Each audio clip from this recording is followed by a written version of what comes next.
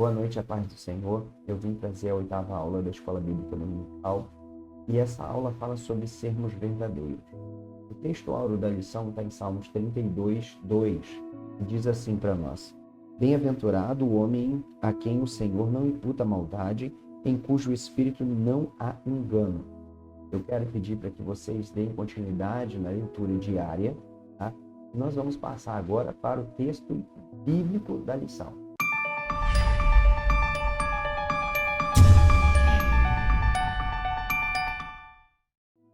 Está lá em Mateus 6, de 1 a 4. E ele diz assim: Guardai-vos de fazer a vossa esmola diante dos homens, para serdes vistos por eles. Aliás, não terei galardão junto ao de vosso Pai, que está nos céus. Quando, pois, deres esmola, não faças tocar trombeta diante de ti, como fazem os hipócritas nas sinagogas e nas ruas, para serem glorificados pelos homens. Em verdade vos digo que já receberam seu galardão. Mas quando tu deres esmola, não saiba a tua mão direita o que faz a esquerda, para que a tua esmola seja dada ocultamente, e teu Pai, que vê em secreto, te recompensará biblicamente. Pai amado e querido Deus, nós estamos neste momento, Pai, iniciando essa aula. Quero te pedir orientação do teu Espírito Santo, pedir perdão pelas nossas falhas, nossos erros, e em nome de Jesus, abrir a mente daquele que estará assistindo e trazendo conhecimento para que ele possa estar aprendendo cada dia mais de ti, e que esse assunto de hoje venha entrar no seu coração e fazer morada. É o que nós pedimos e já te agradecemos, em nome de Jesus. Amém? Quando nós falamos de verdade e falamos de hipocrisia, a primeira intenção que o autor dessa lição tem é nos passar que o verdadeiro cristão ele precisa ter atenção com os valores do reino de Deus. Sendo esses valores, um deles, principal, é a verdade.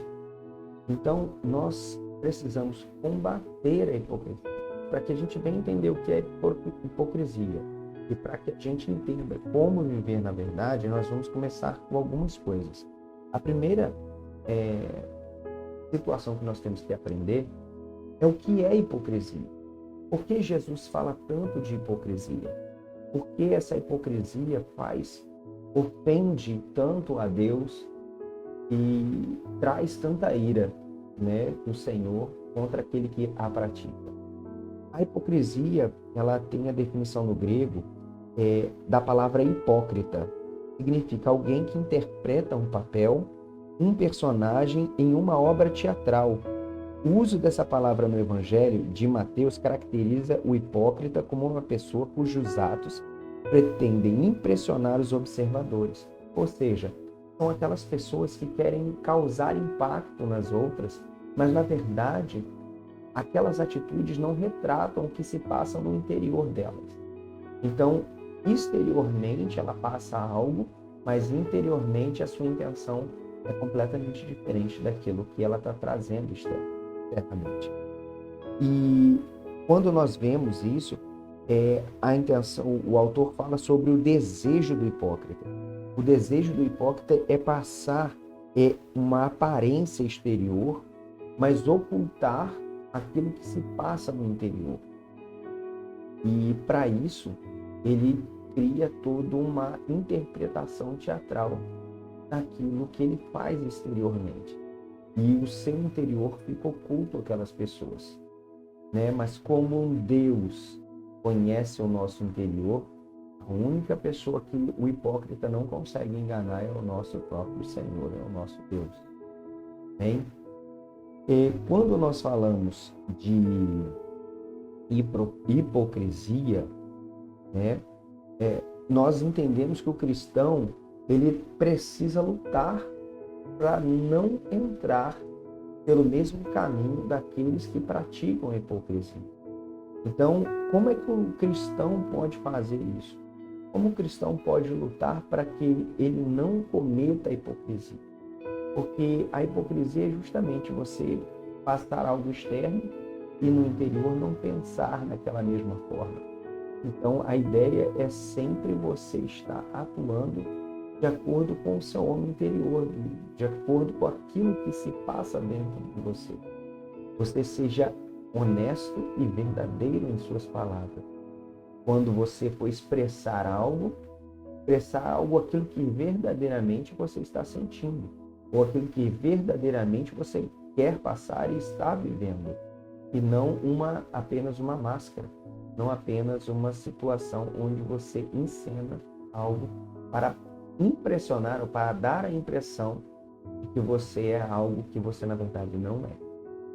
Quando nós falamos de hipocrisia, nós também falamos sobre justiça pessoal. O que é justiça pessoal?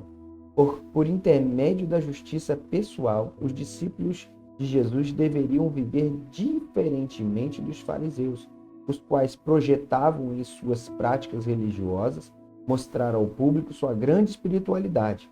Foi nesse particular que Jesus disse: guardai-vos de fazer a vossa esmola diante dos homens, para serem vistos por eles. Aliás, não tereis galardão junto de vosso Pai, que está no céu.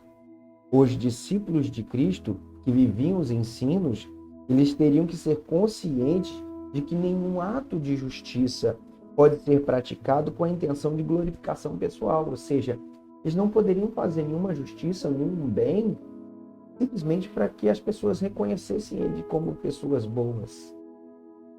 Na verdade, a intenção de fazer o bem é ajudar o próximo e não ser reconhecido como um ajudador. Então, quando nós falamos sobre hipocrisia, nesse sentido, o intuito da hipocrisia é justamente esse. Na verdade, você não está preocupado com quem você vai ajudar, mas sim com que reconhecimento você vai obter dessa ajuda que você está dando. A gente, nesses dias de hoje, onde cliques e likes valem tanto quanto ou muito mais do que realmente uma aparência pessoal, né, de uma ação sincera, as pessoas estão sendo hipócritas, né, e hipócritas nas redes sociais, mostrando algo que elas não são só para poder ganhar likes, para poder ganhar visualizações, para poder ganhar views e assim obter um melhor posicionamento nessas redes sociais. Então hoje você não conhece quem é quem. Você não sabe quem é quem é capaz do quê. Então essa internetização, vamos dizer assim, essa digitalização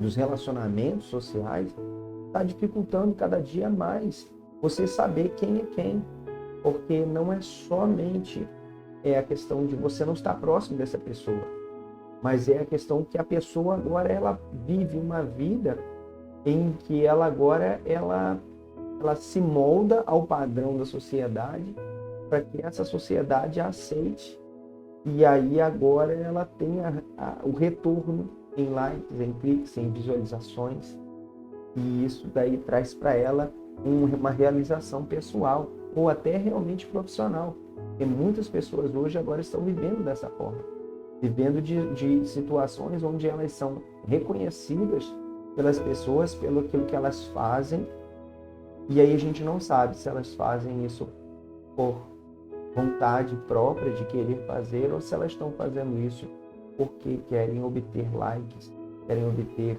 visualizações. Então isso tudo tem dificultado muito, muito o cristão. Não só o cristão, cada pessoa a viver, né, fora desse laço da hipocrisia. Quando uma das coisas que a gente precisa também entender, e o autor também fala sobre isso, é sobre as 3 práticas da ética cristã. Ele diz assim: o apóstolo Tiago falou que a religião verdadeira tem como marca o serviço ao próximo, que também é um culto a Deus. Jesus deixa claro que neste serviço cristão não podem faltar a oferta, a oração e o jejum. Porém, no seu ensino, o propósito desses serviços piedosos não poderia ser deturpado, como fizeram os escribas e fariseus. Interessante observar que as 3 práticas da ética do serviço cristão envolvem nossos bens, oferta, nosso espírito, a oração, e nosso corpo, o jejum, que são direcionados a Deus, ao próximo e a nós mesmos. A oração, o jejum e a oferta são atos piedosos e, quando praticados com sinceridade e verdade, têm o reconhecimento do Senhor. Por outro lado, Jesus nos ensina que a religião sensacionalista e espetacular do dissimulado religioso perverte a piedade. Afinal, a sua intenção é somente enganar e buscar os aplausos humanos. Tal procedimento jamais é adotado por um seguidor de Jesus, pois sabe que a prática de atos justos é somente com a finalidade de glorificar ao Senhor.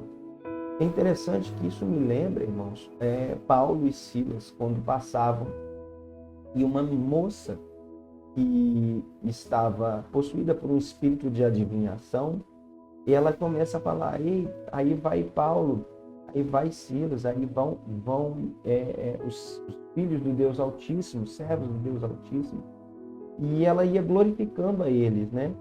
E Paulo se incomoda de uma forma muito grande, porque ele sabia que o ministério dele não estava ligado à glorificação própria. Na verdade, ele sabia que ele estava ali para fazer a vontade de Deus. Então ele se sentiu tanto incomodado que expulsou o demônio, o espírito daquela jovem, daquela moça, e por causa disso acabou sendo preso. E por causa dessa prisão aconteceram muitos outros acontecimentos que também glorificaram o nome do Senhor. Mas nós entendemos que ele sabia o quanto era importante não se deixar levar pela vaidade, não se deixar levar pela situação de querer os aplausos para si somente, porque isso iria deturpar a missão que o Senhor mesmo tinha confiado a ele. Amém? Então, depois disso nós temos aqui, e eu quero ler para você, e o quadro de sinopse 1 diz assim para a gente: os atos de ofertar, jejuar e orar têm na prática a discrição, a boa recomendação de Jesus Cristo. A discrição, ou seja, eu ser discreto na prática desses atos, é recomendação de Jesus. Porque Jesus fala, não saiba a sua mão direita aquilo que a esquerda faz, e nem a esquerda aquilo que a direita faz. Ou seja, não precisamos tocar trombeta se nós estamos jejuando. A palavra do Senhor diz que a gente deve se ungir, a gente deve se arrumar, se preparar, e o nosso dia deve ser como se nada tivesse acontecendo, para que ninguém venha perceber que nós estamos jejuando. Então é muito importante nós termos a noção de que não é necessário você divulgar o que você está fazendo, né? O próprio Senhor, ele faz isso por nós. E também não devemos esperar, mesmo que o Senhor não faça, não devemos esperar isso dele. Nós devemos fazer simplesmente pelo ato de estarmos glorificando o nome dele e cumprindo a vontade dele. Amém? Bom, nós agora vamos passar sobre o que é e qual é a motivação do coração quando nós fazemos aquilo que nós nos envolvemos para abençoar o próximo, ou quando nos envolvemos em atividades de caridade ou de beneficência, ou quando nós fazemos algo para alguém, ou com o intuito de abençoar uma pessoa. Qual é a motivação do nosso coração que leva a gente a fazer isso? Tem que ser uma motivação sincera, uma motivação em Cristo. Então, aqui a gente pergunta, o autor pergunta, qual a motivação do teu coração? A prática da generosidade para com alguém é bíblica e há tempos estava presente na lei de Deus. A gente vai poder ver isso em Levítico 23:10, 11, 19:10, Deuteronômio 15:7-11, Jeremias 22:16, Amós 2:6-7, Daniel 4:27. Olha só quantas referências bíblicas nós temos sobre a questão da generosidade ser mandamento ou ser caracterizada como algo que Deus se agrada. Como também nos ensinos de Jesus. Aí nós temos referências em Lucas 36:38, Lucas 21:1-4 João 13, 29, Gálatas 6, 2. O verbo hebraico para generosidade é gamal, que significa resolver completamente, recompensar, repartir, fazer algo para alguém, agir com generosidade. Teologicamente, a generosidade expressa gratidão por algum benefício recebido. É preciso, porém, entender que, às vezes, aparentemente, uma pessoa pode demonstrar um ato de generosidade com motivos errados, pois a mão pode dar uma oferta, um presente, mas a motivação oculta no coração pode ser outra. E é isso que a gente tem que observar muito com atenção, não nos outros, porque, na verdade, nós não temos que vigiar o outro, nós temos que nos vigiar. Nos vigiar para que nós não venhamos cometer um ato que, na verdade, não é para a glorificação de Deus e não é para a ajuda honesta, não é para verdadeiramente ajudar o próximo, e sim para trazer algum reconhecimento pessoal sobre nós. O crente deve buscar ser sincero na sua contribuição, fazendo isso na íntima satisfação de que sua mente e no Espírito de Cristo, pois ele sabe a motivação do seu coração, quando estende as mãos para dar. O que buscamos quando auxiliamos o próximo? Ou seja, a primeira pergunta foi o quê? Qual a motivação que nos faz? Qual é a nossa motivação para ajudar o próximo? E agora, o que nós buscamos? O discípulo de Cristo não busca promover-se quando se dispõe a ser generoso para com o próximo. Não tem interesse em chamar a atenção de ninguém.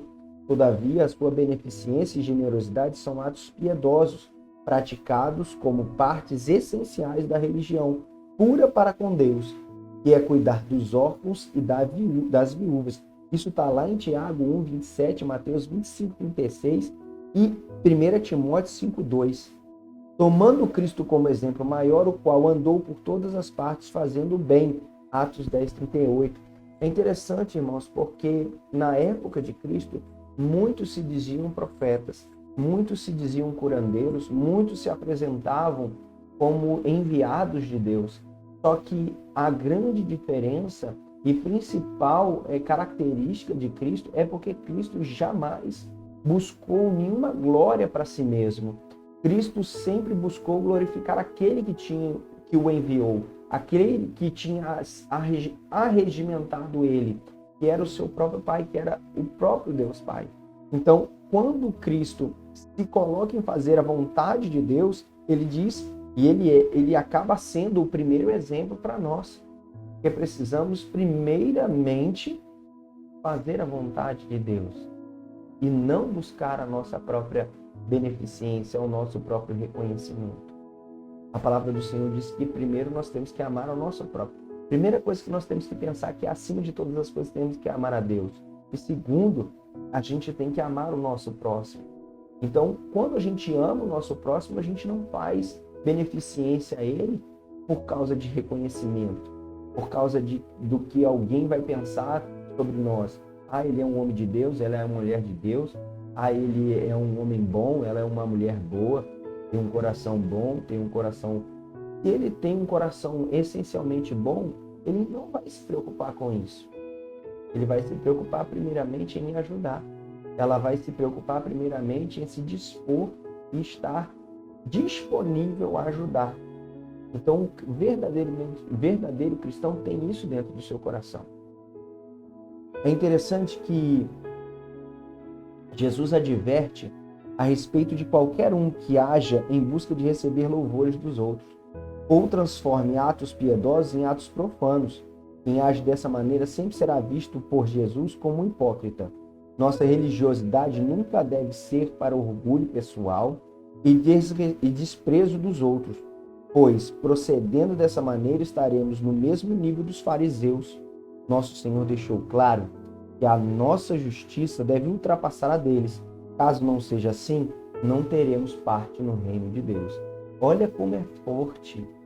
Olha como é forte você não pensar da forma como os fariseus pensavam. Olha como é forte você permanecer longe da hipocrisia, porque ser hipócrita para o Senhor é uma das piores coisas que podem acontecer. É interessante que Jesus não nos adverte a ficarmos longe dos pecadores, mas ele nos adverte a ficarmos longe daqueles que são hipócritas, daqueles que dizem que são e na verdade não são. Isso é muito importante você atentar, porque a hipocrisia é algo muito ruim aos olhos de Deus. Terceiro tópico que nós vamos ver aqui segundo tópico aqui desse segundo título, fala sobre a maneira de ofertar segundo Jesus. No ato de ofertar, devemos ter todo o cuidado necessário para não buscar louvores ou não louvarmos a nós mesmos. Quando ofertamos, não devemos tocar trombeta. E é claro, a referência que Jesus fez a esse toque foi metafórica, o que quer dizer tornar público quanto à forma correta de se ofertar. Jesus disse que isso deve ser feito de duas maneiras. Primeiro, sem alarde público. E segundo, essa doação deve ser voluntária e discreta. Ou seja, é interessante quando você faz a sua oferta, você não tem que mostrar para ninguém que você está ofertando. Você não precisa deixar claro para o pastor, para a liderança que você está ofertando. Você deve fazer isso de forma, de forma não alardar, para que ninguém saiba o que você está fazendo. Porque o Senhor, que é o Senhor que te acompanha, é o Senhor que sabe o teu levantar, o teu deitar, sabe a intenção do teu coração, Ele mesmo vai trazer galardão para você sobre isso, sobre a oferta que você está dando. E não é necessário que ninguém saiba que você está dando.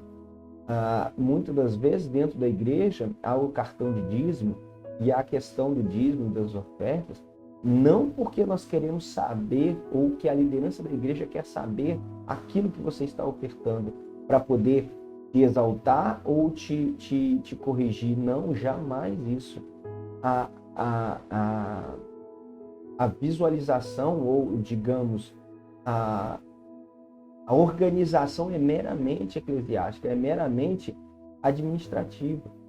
Então, se você tem alguma restrição em relação a ofertar e que alguém saiba, não tem problema, você pode ofertar anonimamente, normalmente, porque o Senhor, Ele está conhecendo, Ele conhece o teu coração, o Senhor conhece a intenção do teu coração.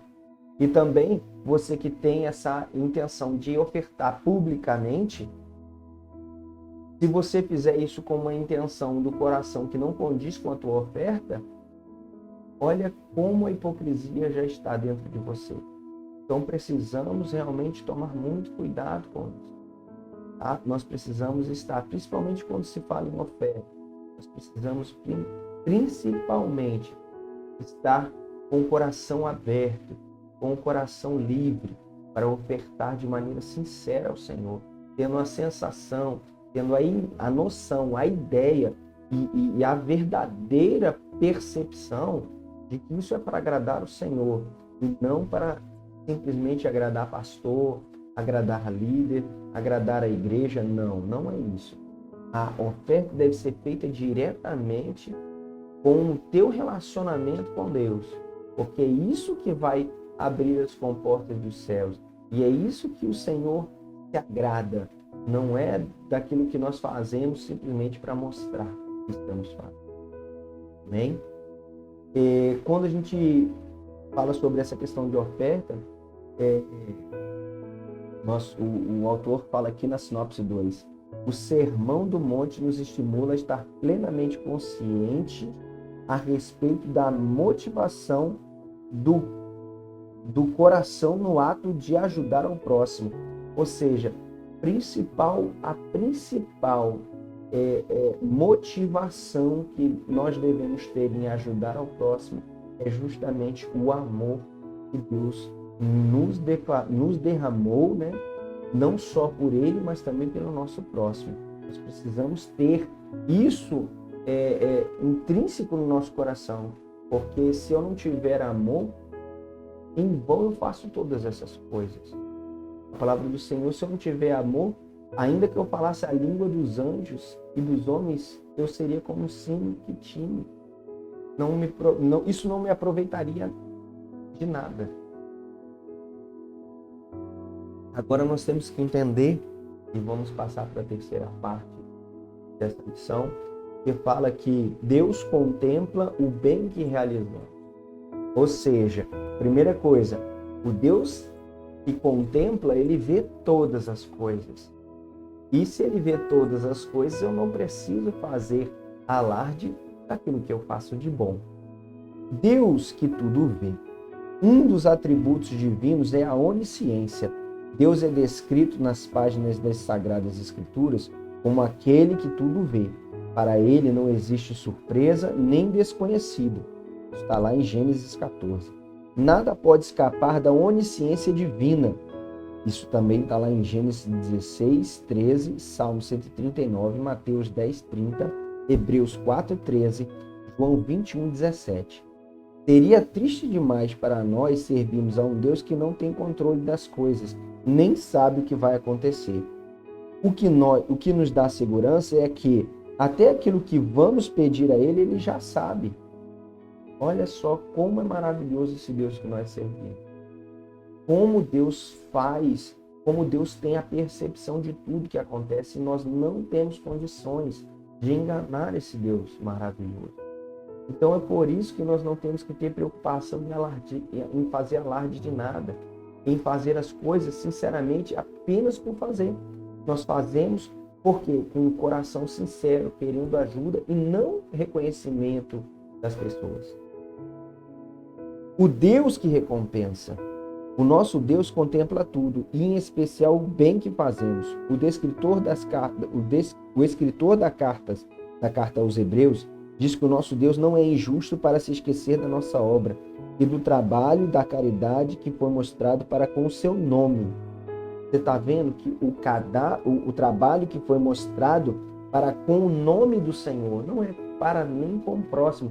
Jesus, quando é levado aos céus, ele fala aos seus discípulos: quando fizestes a um dos meus pequeninos, fizeste a mim. Ou seja, quando nós ajudamos, quando nós fazemos uma caridade para o nosso irmão, nós estamos fazendo para o próprio Deus. Então não há necessidade de alarde, não há necessidade de tocar trombeta, não há necessidade de falarmos. O que há necessidade é simplesmente de que nós façamos isso com sinceridade de coração. Já quando os homens aplaudem qualquer ação feita por outros homens, eles não conhecem a causa, o motivo que os impeliu a tal ação, pois veem somente aquilo que lhes foi manifestado exteriormente. O Senhor, pelo contrário, vê o que está no coração. Ou seja, nós, quando aplaudimos ou quando vemos algum ato praticado por um homem, se nós achamos aquele ato benéfico, nós vamos lá e damos parabéns para aquela pessoa, nós chegamos, elogiamos, mas na verdade nós não conhecemos qual é a intenção real do coração daquela pessoa. Então talvez nós possamos estar elogiando, bendizendo uma pessoa que na verdade está fazendo algo com interesse e que não está sendo sincero.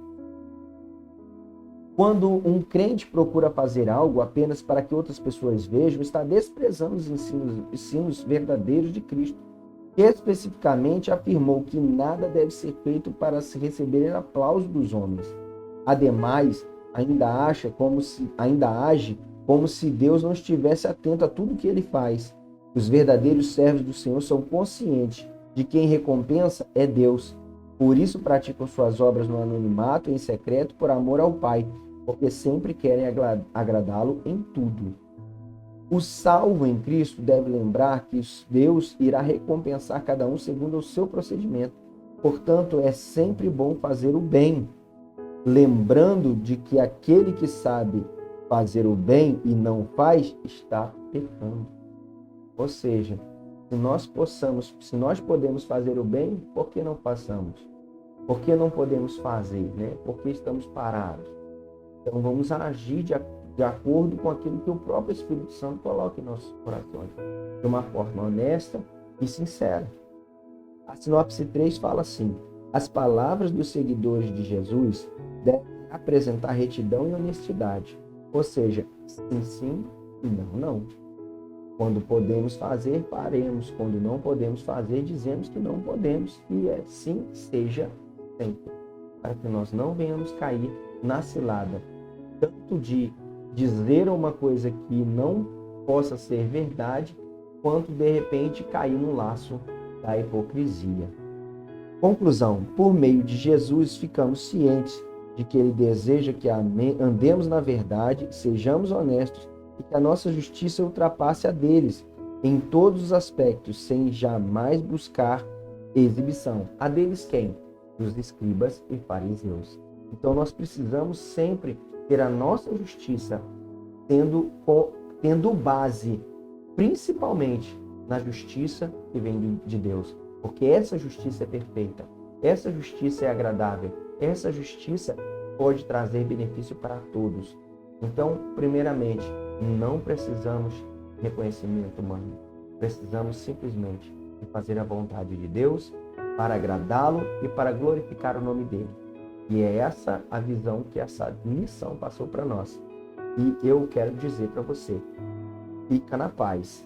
Antes da gente fechar a lição, eu vou deixar algumas perguntinhas para você. O que caracteriza a palavra hipócrita no Evangelho de Mateus?